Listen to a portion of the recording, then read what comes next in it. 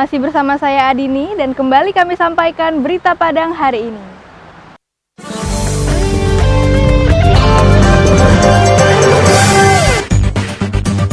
Meski pemerintah Sumatera Barat masih menerapkan PSBB tahap 3 hingga 12 Juni mendatang, warga di Pasaman Barat telah mengunjungi objek wisata tanpa menjalankan protokol kesehatan.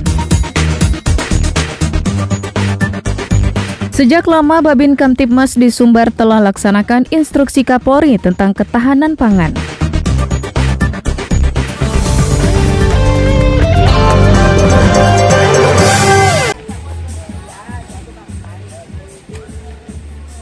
Beginilah suasana di objek wisata religi ikan larangan Lubuk Landur yang terletak di Nagari Aur Kuning, Pasaman Barat. Sejak seminggu terakhir, objek wisata ini ramai dikunjungi oleh warga masyarakat. Padahal Provinsi Sumatera Barat masih menjalani PSBB tahap 3 yang baru berakhir pada 12 Juni yang akan datang. Pada lokasi wisata yang terletak di kaki Gunung Talamau ini, pengunjung bisa berenang dan mandi bersama ribuan ikan larangan yang telah ada sejak ratusan tahun lalu. Ikan yang jinak dan air yang jernih membuat pengunjung, terutama anak-anak, menjadi betah bermain dan berenang di pemandian itu. Sebagian besar pengunjung terlihat datang bersama anggota keluarga dan teman-temannya untuk menikmati suasana alam dan berenang bersama ikan larangan.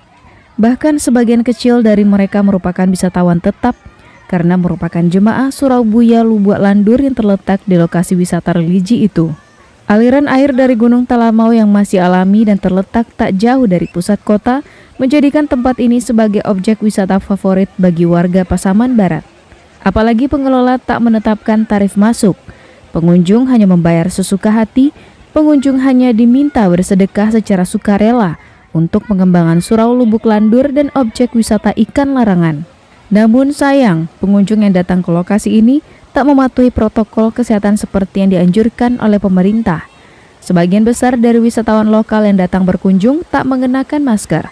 Tak hanya itu, mereka juga berada dalam kerumunan dan tak berjarak sama sekali. Saat berenang dan main air, pengunjung juga berdekatan satu sama lain. Mereka justru beranggapan bahwa bermain pada air yang mengalir justru lebih aman. Tak hanya itu, warga beranggapan Pasaman Barat sudah bebas dari COVID-19 karena berada dalam zona hijau. Kita dari Spang 4 bersama kawan-kawan pergi mandi di wisata religi Lubuk Landur. Di sini yang menarik itu ikan larangannya, kemudian kita bisa mandi. Yang paling menarik sekali harganya terjangkau, jadi kita nggak perlu mengeluarkan biaya yang cukup besar untuk di sini. Meskipun kata orang ada PSBB, di sini kan kita jaraknya cukup jauh dan kita mandinya pun berjarak dan airnya pun mengalir dan kita nggak perlu khawatir juga. Dan berdasarkan informasi dari pemerintah katanya Pasaman Barat masih zona hijau ya. Jadi kita berharap semoga nggak ada aja yang terdampak COVID ini di Pasaman Barat, normal kembali dan masyarakat bisa beraktivitas seperti biasa. Sepertinya pemerintah setempat harus lebih giat lagi mensosialisasikan protokol kesehatan selama masa tanggap darurat COVID-19 ini, agar bisa memutus mata rantai penyebaran COVID-19. Ian Saputra melaporkan dari Pasaman Barat.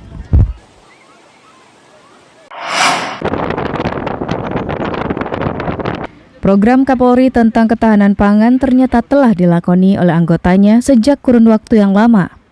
Mereka umumnya bergerak di bidang produksi pangan dan memanfaatkan lahan tidur dan hasilnya pun dibagikan kepada masyarakat sekitar.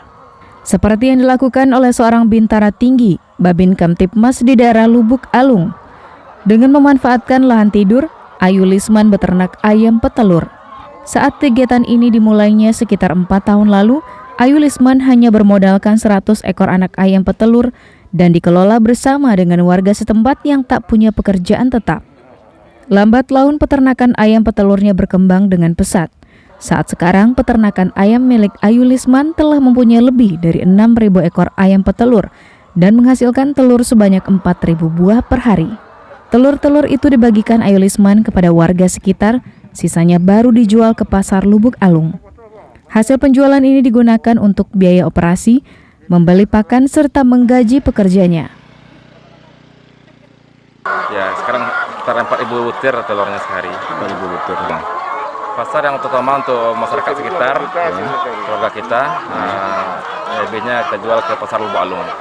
Iya, utamanya untuk ketahanan pangan masyarakat sekitar kita, Selanjutnya kalau udah berlebih baru kita jual, kita pasarkan ke pasar Lubuk Alung. Jika Ayu Lisman beternak, maka Babin Kamtibmas lainnya justru bertani. Seperti yang dilakukan oleh Afrizon ini, Bayangkara Pembina Keamanan dan Ketertiban Masyarakat di Nagari Batu Kalang, Pariaman, menanam ratusan pohon pepaya pada 2 lokasi yang berbeda. Kedua lokasi tersebut merupakan lahan tidur yang telah terlantar dalam kurun waktu yang lama. Tak tanggung-tanggung, bapak 2 anak ini bisa mendapatkan setengah ton pepaya setiap minggu yang dijualnya dengan harga Rp2.000 per kilogram. Ini tanah milik Polri, Pospol Padang Sago dulunya, karena Pospol ini tidak ada lagi, kemudian kantor tidak terawat, sekelilingnya semak-semak, kemudian saya bersihkan, saya tanam dengan pepaya ini. Kalau lahan di sini sekitar 300 batang, kemudian tidak ada lahan lagi, ada juga 400 batang. Kalau panennya, kalau hasil kilonya ada 500-400 kilo. Itu per berapa itu Pak? Per minggu. Nah, kita panen tiap hari Kamis. Kilo berapa Pak?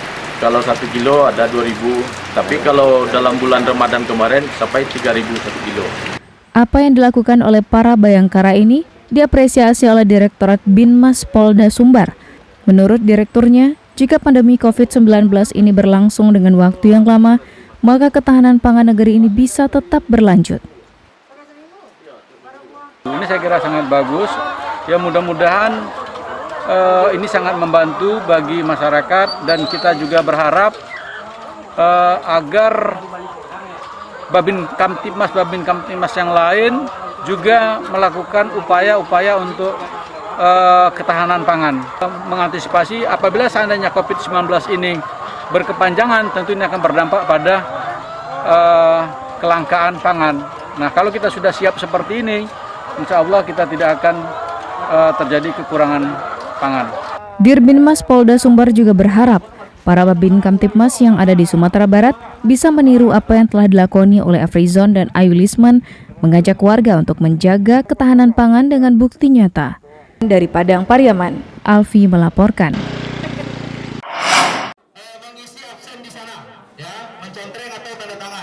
Sejak pagi, ratusan santri dan calon santri terlihat antri di kampus Pasca Sarjana Universitas Negeri Padang. Mereka akan mengikuti pemeriksaan swab yang dilakukan oleh Dinas Kesehatan Kota Padang. Uji swab ini merupakan prakarsa penyelenggara pondok pesantren. Sebelum memulai pendidikan di pesantren, para santri yang kembali ke pondok pesantren usai menjalani libur panjang diwajibkan untuk melakukan uji swab. Hal yang sama juga berlaku untuk para calon santri. Dengan demikian, penyelenggara pondok pesantren bisa memastikan jika santrinya bebas dari COVID-19. Pemeriksaan uji swab ini juga dilakukan oleh para guru pembimbing yang berasal dari Sumatera Barat. Sepanjang hari Kamis, Dinas Kesehatan Kota Padang melakukan uji swab terhadap 138 orang yang terdiri dari santri, calon santri, dan guru pembimbing. Yang mana tes swab ini adalah syarat kembalinya anak-anak kita ke pondok masing-masing, yaitu yang ada berada di Jawa Timur, yaitu ke Pondok Modern Darussalam Gontor. Yang pertama yaitu nanti akan kita antarkan ke Ponorogo, kemudian ke Magelang, ke Kediri, ke Mantingan, kemudian ke Pare, dan ke seluruh pondok yang ada berada di Jawa. Seperti berapa itu. Orang yang insya Allah yang kita indikan pada siang hari ini adalah sekitar 138 orang. Apa yang dilakukan oleh pengelola pondok pesantren ini didukung penuh oleh para orang tua santri, karena mereka bisa lega mengizinkan anaknya menuntut ilmu. Pasalnya saat pandemi COVID-19 ini, pihak pesantren melarang orang tua santri mengantarkan anaknya secara langsung ke pondok pesantren. Terima kasih sekali. Itu sangat senang lah pada kita boleh pesantren, nanti ke sana kita senang, kita tahu kondisi anak kita positif dan tidak positif. Dan kita tidak ragu lagi membebaskan anak kepada ustaz-ustaznya, karena orang tua sekarang kan nggak boleh datang. Kalau ada orang tua enak, kita bisa melihat kondisi suasana di sana pas 1 bulan, 14 hari, pas 10 hari kita di sana bisa. Tapi sekarang karena tidak ada orang tua yang cuma didampingi oleh ustazahnya, kita sangat senang. Uji swab yang dilakukan secara gratis ini akan keluar hasilnya pada akhir minggu ini. Jika ada yang terpapar COVID-19, maka pihak pesantren tak mengizinkan yang bersangkutan untuk memasuki pondok pesantren. Laude Juardianse melaporkan dari Padang.